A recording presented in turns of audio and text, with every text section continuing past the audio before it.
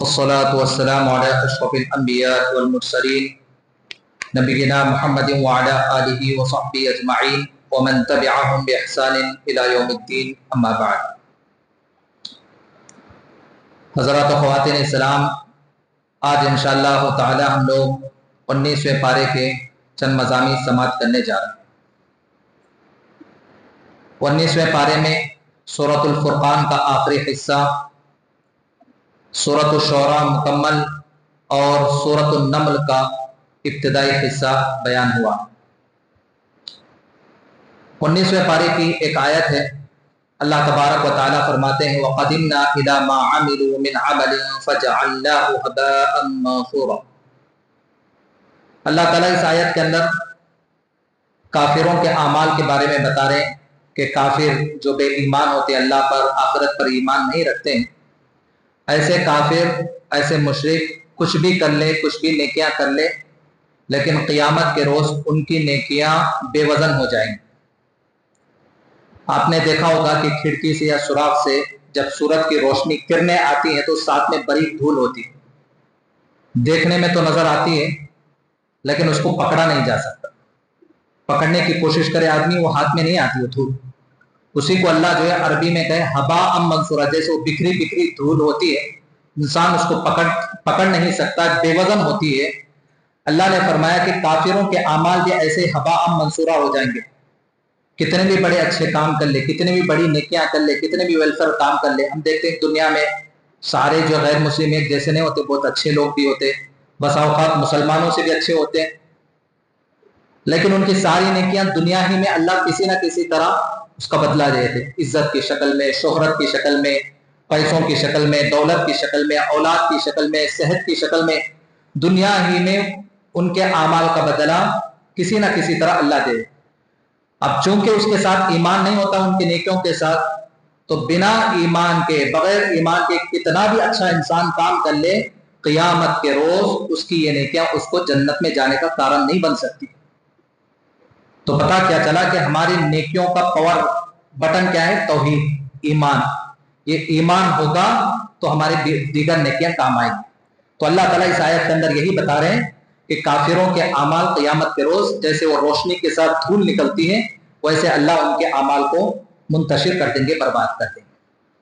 پھر اس کے بعد اللہ سبحانہ و تعالیٰ نے ایک اور آیت ذکر کیا ہے وَيَوْمَ يَعُضُّ الظَّالِمُ عَلَى يَدَيْهِ يَقُولُ يَا لَيْتَنِي اتَّخَذْتُ مَعَ الرَّسُولِ سَبِيلًا يَا وَيْلَتَا لَيْتَنِي لَمْ أَتَّخِذْ فُلَانًا خَلِيلًا. اللہ سبحانہ و تعالیٰ اس آیت کے اندر بری صحبت کا نتیجہ بتا رہے ہیں. جو بھی اس دنیا میں اپنی دوستی برے لوگوں کے ساتھ کرتا، برے لوگوں کے ساتھ اس کا اٹھنا بیٹھنا ہے، گپ شپ ہے، تو ایسی بری دوستی کا رزلٹ دنیا میں بھی دیکھ لے گا اور آخرت میں تو اس کو دیکھنا ہی. اور آخرت میں کیسے اللہ فرماتے ہیں کہ اس وقت جو ہے ایسے بری دوستی اختیار کرنے والے پچھتاتے ہوئے اپنے ہاتھوں کو کتر لیں گے. جیسے آدمی غصے میں کتر لیتا ہے، سامنے والا ہے کمزور ہے تو ہاتھ اٹھائے گا، طاقتور ہے کچھ کرنے کے لیے نہیں تو کیا کرے گا؟ اپنے آپ کا نقصان کرے.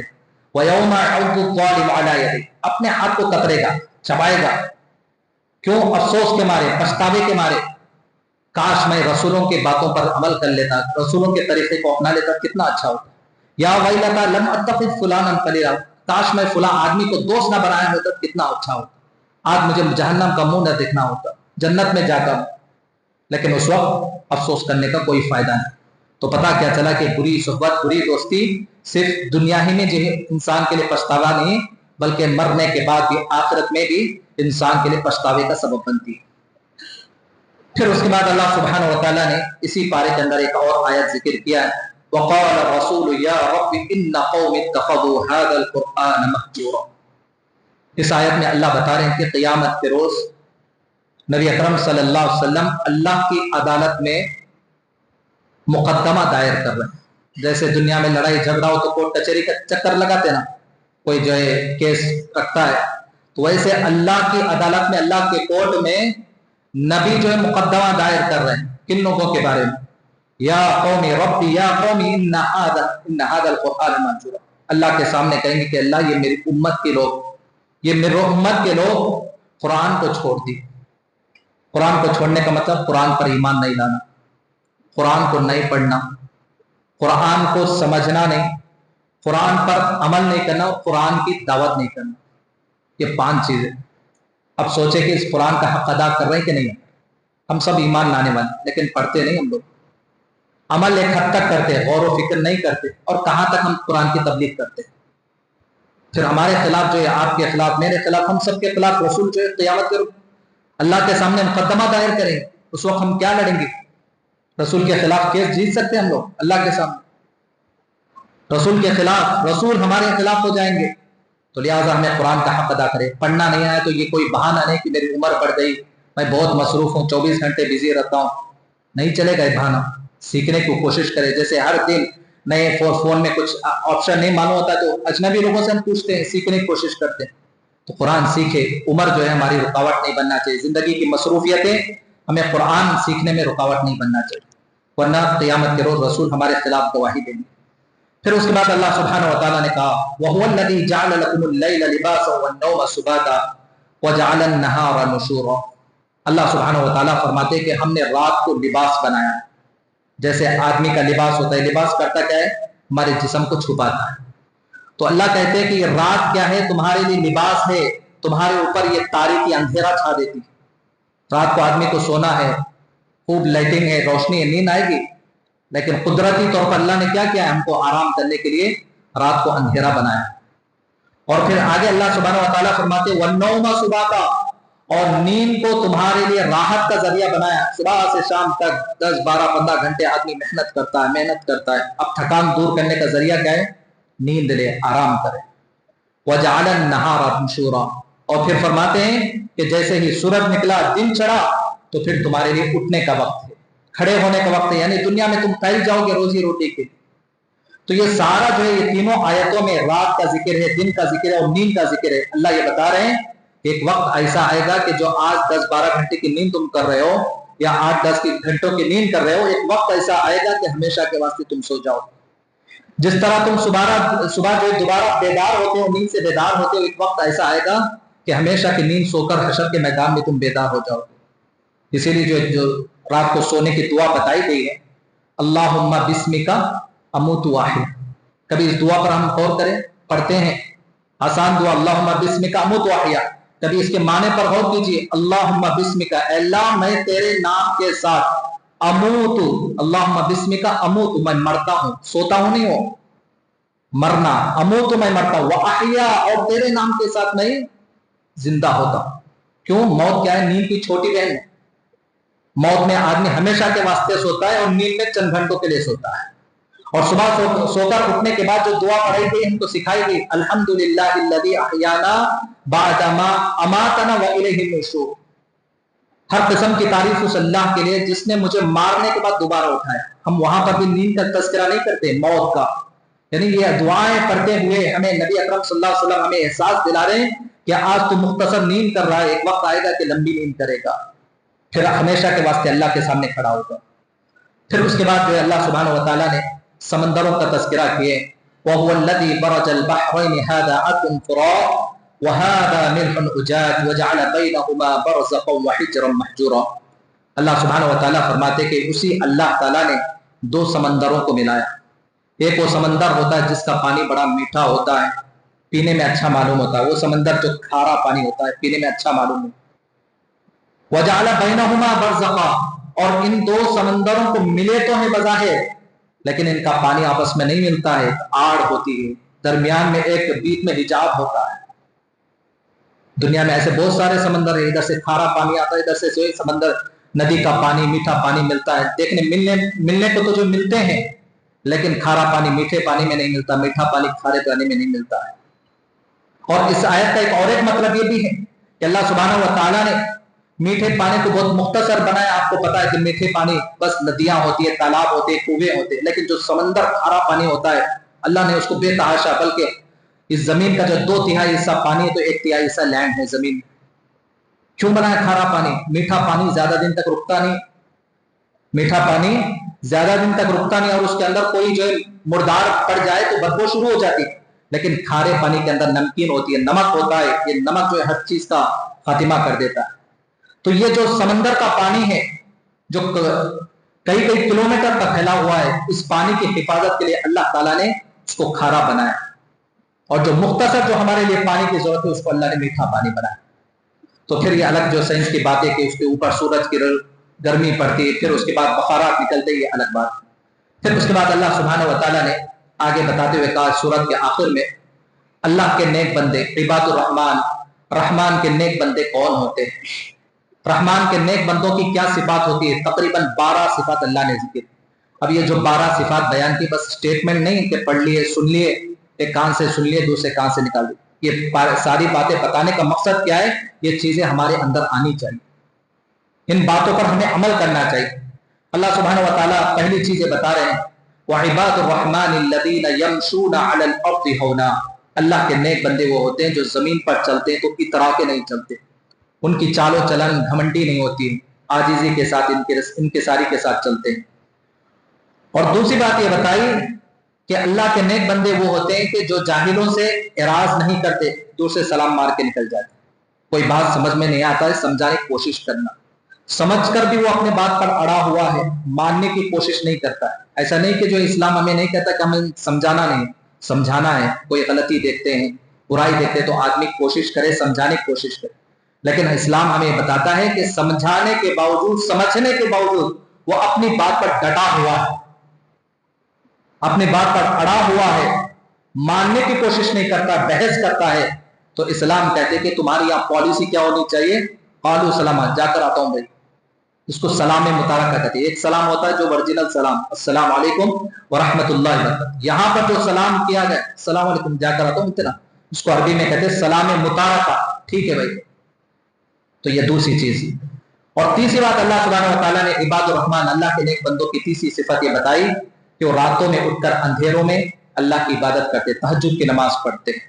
اور چوتھی یہ بات بتائی کہ اللہ کے نیک بندے اپنی دعاؤں میں خاص طور پر جہنم سے بچنے کی دعا کرتے، ربنا اصرف عنا عذاب جہنم ان عذابها کان غراما، اللہ سے یہ دعا کرتے ہیں کہ اے اللہ، اے ہمارے پروردگار، یہ جو جہنم کا عذاب ہے، چمٹ جانے والا عذاب، اس عذاب سے مجھے بچا۔ اور پانچویں بات یہ بتائی کہ اللہ کے نیک بندے وہ ہوتے ہیں والذین اذا انفقوا لم يسرفوا ولم يقتروا وكان بين ذلك قواما، اللہ فرماتے کہ اللہ کے نیک بندے وہ ہوتے ہیں جب بھی خرچ کرتے تو فضول خرچی بھی نہیں کرتے اور بخیلی بھی نہیں کرتے۔ فضول خرچی کرنا بھی بری بات ہے، جہاں خرچ کرنے کی ضرورت ہے، ضروری ہے، وہاں پر اپنی مٹھی بند کر لینا، یہ بھی جو ہے بری بات ہے۔ وَكَانَ بَيْنَ ذَلِكَ قَوَامًا، ان کا خرچ کرنے کا انداز کیسا ہوتا ہے؟ اعتدال کے ساتھ، بخیلی بھی نہیں، کنجوسی بھی نہیں، فضول خرچی بھی نہیں۔ پھر اس کے بعد چھٹویں بات یہ بتائی کہ اللہ کے نیک بندے ہوتے ہیں جن کی عبادتیں صرف اللہ کے لیے ہوتی ہے، وہ شرک کے کام نہیں کرتے۔ نمبر 7، قتل و غارت گری نہیں کرتے، اپنی طرف سے کسی کو تکلیف نہیں پہنچاتے، امن اور شانتی کے ساتھ رہتے۔ اور 8ویں بات بتائی ولا یزنون، زنا کا کام نہیں کرتے، بدکاری نہیں کرتے۔ 9ویں بات بتائی گئی توبہ استغفار کرتے، جب بھی کوئی غلطی ہو جائے فوراً اللہ سے رجوع کرتے ہیں، اللہ سے معافی مانگ کر ہمیشہ اپنے آپ کو گناہوں سے پاک صاف رکھتے ہیں۔ اور 10ویں بات یہ بتائی کہ جھوٹی گواہی نہیں دیتے، ہمارا خاندان کا آدمی ہے، ہمارا اپنا آدمی ہے، جا کے اس کے خلاف جو ہے اس کے حق میں جھوٹی گواہی دینا، جھوٹی گواہی نہیں دیتے۔ اور 11ویں بات یہ بتائی کہ اللہ کے نیک بندے وہ ہوتے ہیں جب بھی ان کے سامنے قرآن کی آیتیں پڑھی جاتی ہیں تو اندھے اور بہرے بن کر نہیں، غور سے سنتے ہیں، غور سے سنتے ہیں اور ان آیتوں پر اپنے دل پر لیتے ہیں کہ اللہ مجھ سے کہہ رہا ہے۔ اور آخری یہ بات بتائی گئی کہ 12ویں بات کہ اپنے لیے دعا مانگنے کے ساتھ ساتھ اپنے گھر والوں کے لیے بھی دعا مانگتے ہیں کہ ربنا ہب لنا من ازواجنا وذریاتنا قرۃ اعین، اللہ سے دعا کرتے ہیں کہ اللہ ہماری بیویوں کو، ہمارے بچوں کو ہماری آنکھوں کا ٹھنڈک بنا دے، یا اولاد یا ہماری بیویاں ہمارے آنکھوں کے لیے ٹھنڈک بن جائے۔ تو یہ 12 صفات ہیں جو قرآن مجید میں اللہ نے بتایا کہ یہ عباد الرحمان، رحمان کس کا نام ہے؟ اللہ کا نام، عباد کے معنی بندے، رحمان کے جو نیک بندے ہیں ان کے اندر جو 12 صفات ہیں وہ اللہ نے ذکر کی۔ اس کے بعد جو ایک سورت شروع ہوتی ہے سورۃ الشعراء، شعراء کے معنی کیا ہیں؟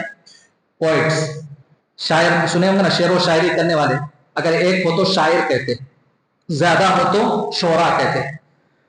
تو اللہ تعالیٰ نے اس سورت کے اندر تقریباً 7 قوموں کا ذکر کیا، قوم نوح، قوم عاد، कौम समूद, कौम शुआइब, कौम लूत, कौम इब्राहिम और इसी तरह मूसा और फिरौन, तकरीबन 7 कौमों का जिक्र किया। लेकिन हज़रत इब्राहिम के बारे में ज़रा गौर कीजिए कि हज़रत इब्राहिम अलैहिस्सलाम बाप को समझा रहे, कौम वालों को समझा रहे। बाप से पूछा कि क्यों जी इबादत, किसकी इबादत कर रहे हो? पहले तो कहा कि बुतों की इबादत कर। क्यों कर रहे हो? ये क्या कुछ सुन सकते हैं, तुम्हारा कुछ जवाब दे सकते हैं, तुम्हारा कुछ नफा और नुकसान कर सकते हैं? कोई जवाब नहीं। बस उन्होंने कहा कि हमारे बाप दादा को, बड़े लोगों को ऐसे ही करते हुए देखा हमने, हम भी ऐसे ही कर रहे हैं। तो फिर उसके बाद हजरत इब्राहिम अलैहिस्सलाम ने अपने रब की तौहीद बयान करते हुए कहा, अल्लज़ी खलक़नी फहुव यहदीन वल्लज़ी हुवा युतइमुनी व यस्क़ीन व इज़ा मरिज़्तु फहुव यशफ़ीन। हजरत इब्राहिम अलैहिस्सलाम ने अल्लाह ताला के बारे में कहा कि मेरा रब वो है जिसने मुझे पैदा किया, और दूसरी बात ये बताई कि मेरा रब वो है जो मुझे कदम कदम पर मुझे सही रास्ता बताता है, मेरा रब वो है जो मुझे खिलाता है, मेरा रब वो है जो मुझे पिलाता है। अब 5वीं बात पर गौर कीजिए कि हजरत इब्राहिम ने कहा कि वइदा मरिज़तु फहुव यशफ़ीन, और जब मैं बीमार होता हूं तो मुझे वो शिफा देता है। बीमारी भी अल्लाह ही देते हैं, चूंकि बीमारी एक अच्छी बात नहीं है, एक नेगेटिव चीज है, तो इसलिए अल्लाह ताला से हजरत इब्राहिम ने अल्लाह का कैसे तारुफ करवाया कि जब मैं बीमार होता हूं, बीमारी को अपने मुंह पर लिया। कितना अदब देखिए पैगंबरों।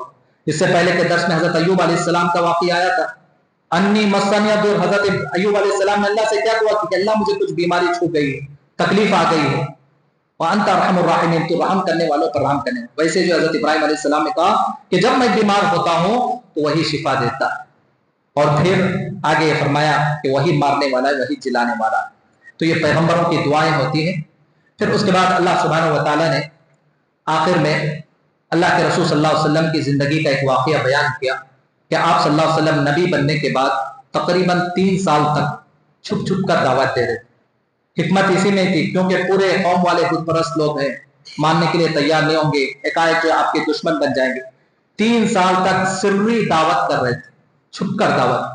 जो भी आपके फ्रेंड्स है, जो भी आपके चाहने वाले, मानने वाले, उनको करीब बुलाते इस्लाम की दावत देते। सबसे पहले इस्लाम कबूल करने वाले औरतों में आपकी बीवी हजरत खदीजा रजी अल्लाह अन्हा, और बड़ी उम्र के लोगों में आपके जिगरी यार हजरत अबू बकर सिद्दीक रजी अल्लाह तआला अन्हु, और बच्चों में आपके चचेरे भाई हजरत अली रजी अल्लाह तआला अन्हु, और गुलामों में, नौकरों में हजरत ज़ैद बिन हारिसा रजी अल्लाह अन्हु। ये वो 4 लोग हैं जो सबसे पहले इस उम्मत के, सबसे पहले नबी के बाद सबसे पहले इस्लाम कबूल करने वाले थे। फिर उसके बाद इनकी मेहनत से धीरे धीरे इस्लाम फैलता गया, फैलता गया, फैलता गया। तकरीबन ऐसा कितने साल? 3 साल तक छुपकर दावत। 3 साल के बाद अल्लाह सुब्हानहू व तआला ने कुरान मजीद की आयत नाजिल फरमाई, वअन्ज़िर अशीरतकल अक़रबीन। ऐ नबी सल्लल्लाहु अलैहि वसल्लम, आप खुल्लम खुला आप अपने रिश्तेदारों से दावत का काम शुरू कर दीजिए। जैसे ही आयत उतरी उस वक्त का मीडिया आपने इस्तेमाल किया। आज का मीडिया क्या है? Electronic media, print media, social media, यानी एक ही टाइम पर एक ही आवाज में हजारों लाखों करोड़ों लोगों तक हमारी आवाज पहुंचे। और उस जमाने में तो ये चीज नहीं थी। उस वक्त का मीडिया क्या था? सफा मरवा, जो भी हज उम्रे को गए, आपको पता है कि जो सही करते हैं, एक पहाड़ का नाम है सफा, जो उस जमाने में बहुत बड़ा होता था, आज जो इसको काट काट के छोटा कर दिया। तो सफा पहाड़ी पर जो है लोग चढ़ जाते थे, और चढ़ के क्या एक नारा लगाते थे, या सबाहा। जैसे ही ये नारा लगा, ये जुमला सुनते हैं तो सारे लोग जमा हो जाते हैं। और ये जुमला कब कहा जाता है? जब कौम वालों को, मक्के वालों को किसी फौज से, किसी दुश्मन से आगाह करना होता है कि देखो तुम्हारे खिलाफ एक लश्कर तैयार हुआ है, तुम पर हमला करना चाहता है, तो उस मौके पर जो ये जुमला कहा जाता है, या सबाहा। तो अल्लाह के रसूल सल्लल्लाहु अलैहि वसल्लम उस पहाड़ पे चढ़े गए और जोर से आवाज लगाई, या सबाहा। सारे लोग जमा हो गए, पूरे कुरैश के लोग, मक्के के लोग, उसमें आपके खानदान वाले भी हैं, आपके बच्चियां भी हैं, सब जमा हो गए। एक एक खानदान वाले का नाम लेकर कहा कि ऐ फुला खानदान वाले, ऐ फुला खानदान वाले, ऐ फुला कबीले वाले, क्या तुम मुझे सच्चा मानते हो कि झूठा मानते हो? सब ने कहा कि हमने अब तक आपको अमीन और सादिक पाया। तो अल्लाह के रसूल सल्लल्लाहु अलैहि वसल्लम ने कहा कि मैं ऊपर खड़ा हूं और आप नीचे खड़े, और अगर मैं ये कहूं कि इस पहाड़ के पीछे लश्कर तैयार है, दुश्मन तैयार है जो आप पर हमला करना चाहता है, क्या तुम मेरी इस बात को मानने के लिए तैयार हो? तो सब लोगों ने कहा हाँ। यहां तक बात अच्छी थी, सब आपको मानने के लिए तैयार। फिर उसके बाद अल्लाह के रसूल सल्लल्लाहु अलैहि वसल्लम ने अब अपना असल पैगाम शुरू किया। अब तक आपके जो रिश्तेदार, जो आपके हमनवा थे, आपका साथ देने वाले, जैसे ये तौहीद की बातें शुरू हुई आपके दुश्मन बन जाते। उसी मजलिस में अबू लहब भी था। कौन है अबू लहब? हमारे नबी का सगा चचा, हमारे नबी से बहुत मोहब्बत करता था। ये बाद में दुश्मन हुआ है, लेकिन हमारे नबी की पैदाइश पर, जब हमारे नबी की पैदाइश हुई, क्योंकि यतीमी की हालत में पैदा हुए थे, हमारे नबी के वालिद का इंतकाल हो चुका था। अब ये चचा अबू लहब को जो है उसकी लौंडी सुवैबा नामी लौंडी आकर जो है खबर देती है कि आपके घर में भतीजा पैदा हुआ, यतीम बच्चा पैदा हुआ है। जब वो लौंडी आकर खबर देती है, खुशखबरी सुनाती, इतना खुश होता है, इतना खुश होता है कि सुवैबा से कहता है कि सुवैबा जा, आज से तू आजाद हो। जो लौंडी थी उसको आजाद कर देता, इतना मोहब्बत करने वाला था। लेकिन जैसे ही तौहीद की बातें आई कि बुत परस्ती छोड़ो, फला छोड़ो, फला छोड़ो, एक अल्लाह की बात में लग जाओ, तो अब जो है एक एक सब दुश्मन बनते गए। हजरत फातिमा खड़ी है, अल्लाह के रसूल की फूफी हजरत सफिया रज़ी अल्लाह तआला अन्हा खड़ी, सबका नाम लेकर अल्लाह के रसूल ने कहा कि जो मांगना है दुनिया में मांग लो, आखिरत के रोज मेरा दामन पकड़ के तुम मुझे जन्नत में नहीं जा सकते, कामयाब नहीं हो सकते। जैसे मजलिस खत्म हुई, अबू लहब जो है आकर कहता है, तब्बन लका अलिहाज़ा जमाअतना, ऐ मोहम्मद तू बर्बाद हो जा, तेरा सत्यानाश हो जाए, क्या तूने हमें इसीलिए जमा किया? ये नारा लगाकर सफा के पहाड़ी पर खड़े होकर इसीलिए तूने हमको जमा किया? तो उस मौके पर अल्लाह सुब्हानहू व तआला ने कुरान मजीद की ये आयतें, ये सूरत नाजिल फरमाई, तब्बत यदा अबी लहब व तब मा अगना अन्हु मालु व मा कसब। ये पूरी आयत में, पूरी सूरत के अंदर अबू लहब और उसकी बीवी दोनों के बारे में बर्बादी की बदुआ की गई। तो बताने का मकसद क्या है कि इस सूरत के आखिर में अल्लाह सुब्हानहू व तआला ने हमारे नबी सल्लल्लाहु अलैहि वसल्लम की इस दावत का तज़किरा किया है। तो बहरहाल ये चंद मज़ामीन थे जो आपके सामने बयान किए गए। अल्लाह सुब्हानहू व तआला से दुआ है कि अल्लाह रब्बुल इज़्ज़त मुझ कहने वाले को और आप सुनने वालों को कहने और सुनने से ज़्यादा अमल करने की तौफीक अता फरमाए। अल्लाह रब्बुल इज़्ज़त हमारे गुनाहों को माफ़ फरमाए। अल्लाह ताला हमारे खताओं को दरगुजर फरमाए।